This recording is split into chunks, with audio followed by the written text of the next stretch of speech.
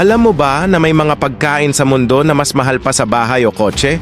Yes! Sa video na to, malalaman mo ang mga pinakamahal na pagkain sa buong mundo na siguradong ikagugulat mo ang presyo. Unang-una sa listahan, ang almas caviar. Presyo, umabot ng $25,000 kada kilo o halos 1.4 milyon. Galing ito sa bihirang Iranian beluga fish at ibinibenta pa sa 24-karat gold can. Sobrang pino at buttery raw ang lasa. Parang pagkain para sa hari. Next, ang white truffle ng Italy. Halos 115,000 kada kilo. Mahirap hanapin at sobrang bilis masira, kaya limited at super mahal. Sa Japan naman, ang bluefin tuna ang star ng sushi. May isang tuna nga na naibenta ng higit 3 milyon. Imagine mo, isang isda lang, pambili na ng mansion.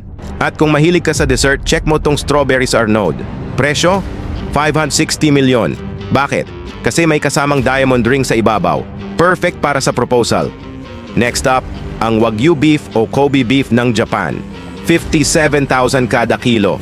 Ang sikreto, pinapakain ng beer, minamasahe araw-araw at pinatutugtugan pa ng music. At ito naman ang Louis na Terwa ng pizza. 680,000 ang isang piraso. May lobster, caviar, rare cheese at gold flakes. Grabe, di ito pang merienda, pang koronasyon. At syempre, proud Pinoy tayo. Ang Sushi del Oriente ni Chef Angelito Araneta Jr. ay may gold leaf at diamonds. Presyo, 110,000. Kaya nga siya tinawag na karat chef.